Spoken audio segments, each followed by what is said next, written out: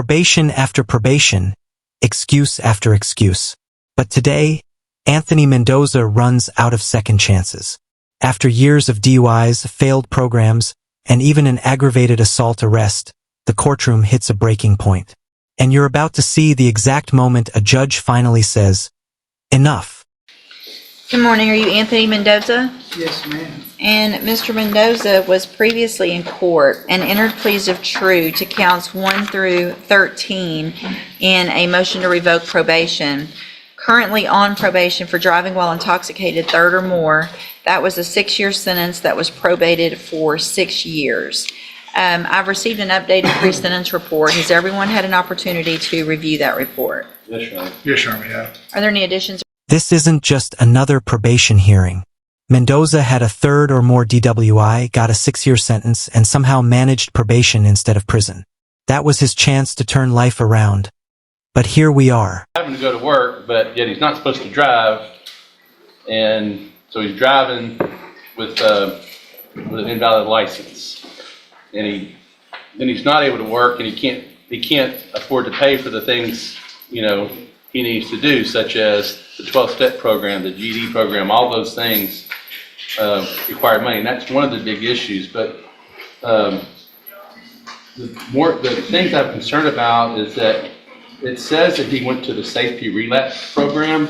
I'm not sure exactly what happened, but he says he never went to the safety relapse program. I don't know if he was ordered to go and he didn't go, but I think he was in custody at the time, and I'm not sure how that happened. But he also says he's never tested positive for cocaine, which is alleged in here.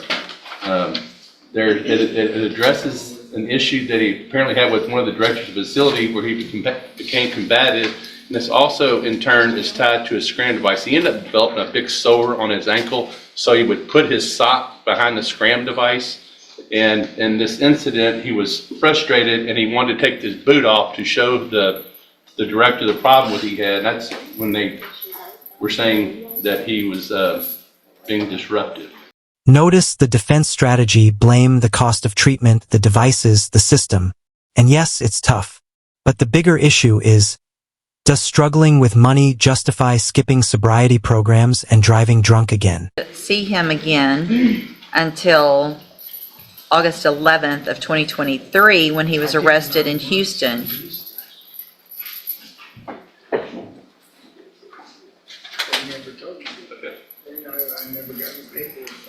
So here's the thing. Whether you probably didn't get any paperwork. Come up here to the front, in the middle here. From at least October of 2022 until August 11th of 2023, you wouldn't have known about anything because you quit going to probation. You were an absconder. And the only reason we found you is because you were arrested in Houston for aggravated assault with a deadly weapon. And then in May, we get you back here and you were sanctioned to 180 days. This is the gut punch. Mendoza didn't just miss probation. He disappeared and only resurfaced when arrested for aggravated assault with a deadly weapon. That takes this beyond just alcohol. It's now a public safety crisis. In jail. So this is the third time, it looks like to me, that you would have been given an opportunity to remain on probation.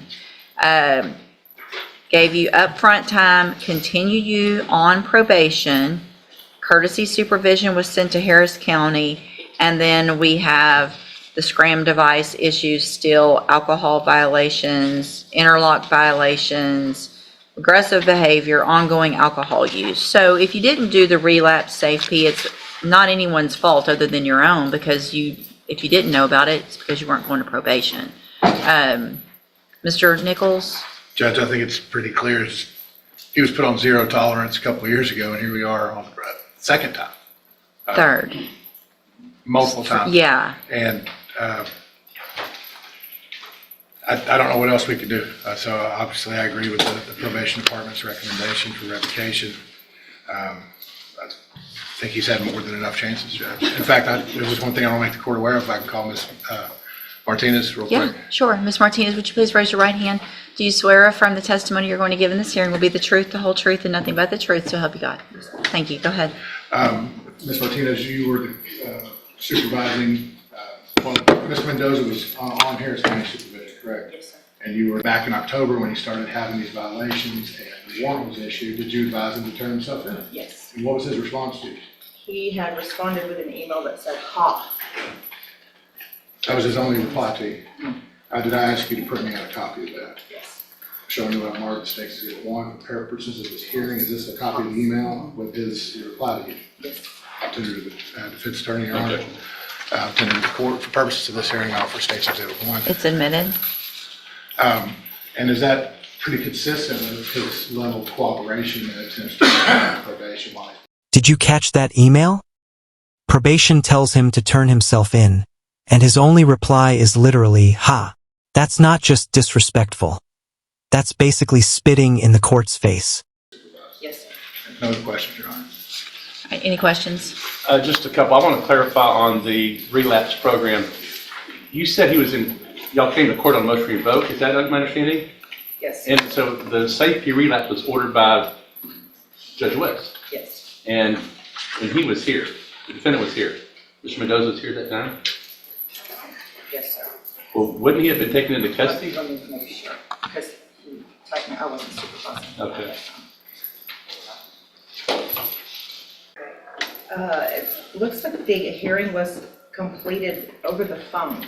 Okay, wait, he was not here. It was over the phone with the supervisor at that time, due to him residing in Houston.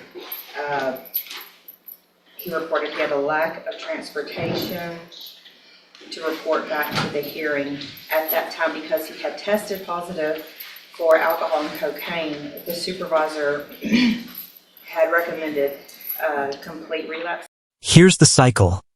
Mendoza blames the scram device, blames work, blames money. But the judge cuts through all of it. If you had money for alcohol, you had money to comply. That's the brutal truth in this courtroom. Messing with the scram device. Okay. So I was actually at work when she sent me the message to my phone. And I was trying to work and trying to pay, for the devices and stuff, since they were violating me for the operating my truck without court permission. Mm-hmm.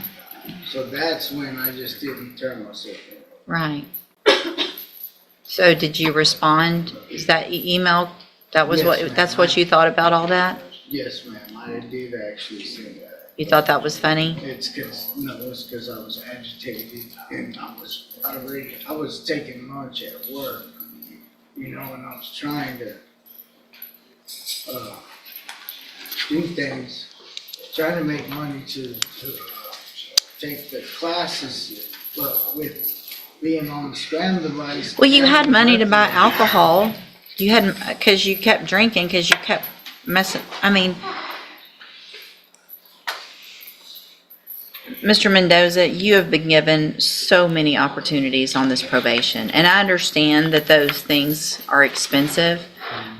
However, if you had at any time stopped testing positive and having blood alcohol readings that were positive on those things, then you could have eventually gotten off of those. I don't keep people on those for very long, but the reason we had to keep doing it for you is because you kept drinking. This moment right here is the breaking point. The judge lists every chance, every program, every relapse, and then says, "We're done." That's years of patience running dry in one final decision. You kept messing up. And so you don't get to say, I kept messing up.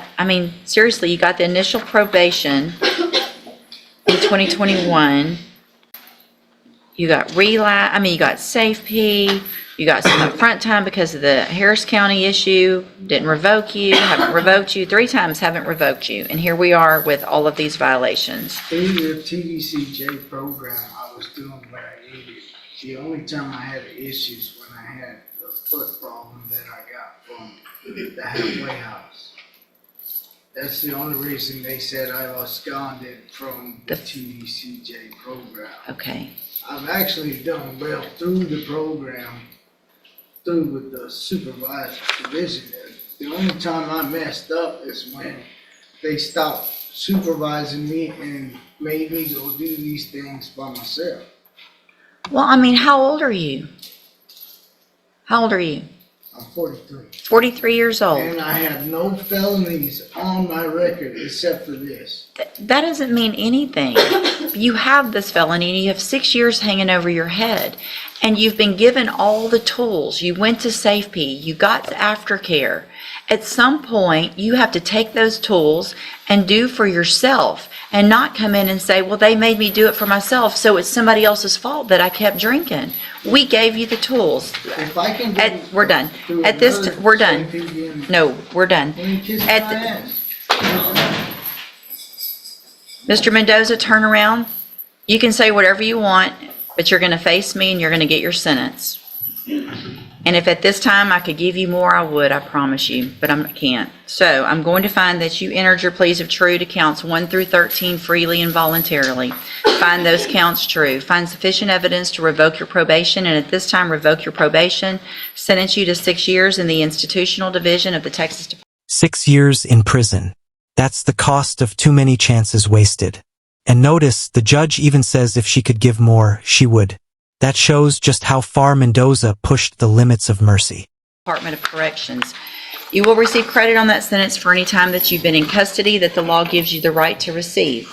I'm going to hand you a certification of your right to appeal. This was not an agreement, so you do have some rights to appeal. Y'all need to sign that before you leave right now. You need to sign that you're getting a copy of it, and then we'll give you your copy, and then when you're done with that, you can go back with the bailiff. This case is the perfect example of probation gone wrong. The system gave chance after chance, treatment after treatment.